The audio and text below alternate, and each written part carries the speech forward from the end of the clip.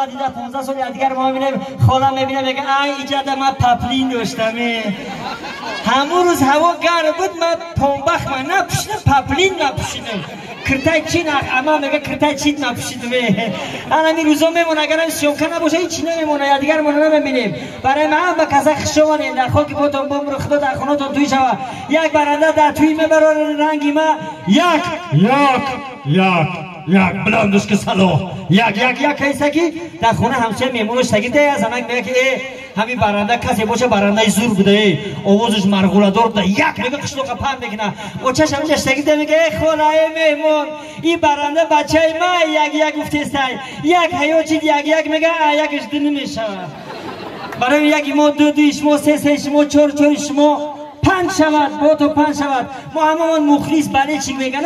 یک برادر کوچه در راسته که اکای علاودین عبدالله فونامه ببینه استادی ما رو ببینه میگه اکای علاودین خودت میگه ما خودم میگه اکا با درجه اونش بله چی کتم دوست بدارم یکم برنامه یکم لیست پراپوس کرده میکنم شب روز خودت تماشا میکنم با میگم زنکوی قدید بازی میکنه که امورا میشناسی و خودش بازی میکنه که میگه آ میشناسم چه میگی میگم می اوتای من بزنه یا چه تو نمیگی اوتای من رفتیم شهر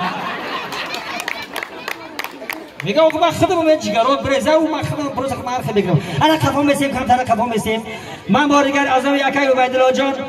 ما اینجا تشریف آوردیم اکی زیادین جان مادری عزیز اپای بحری نیسا دستورخانت آباد وقتت شاد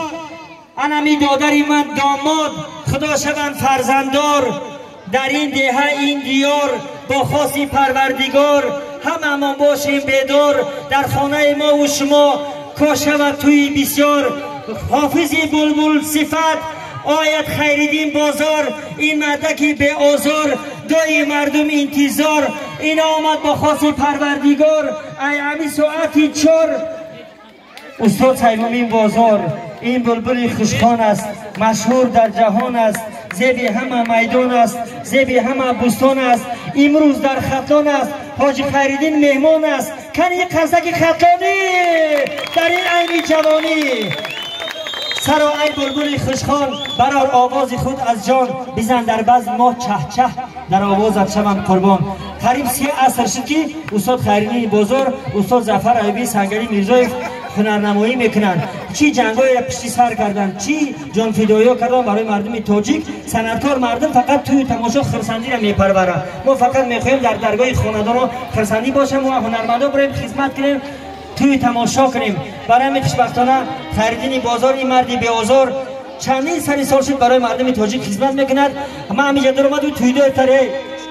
آتای شهر اکی جویه صورت بگیریم 3 کسا از صورت بگیریم پشتی در تبزه اون کس نداره خوند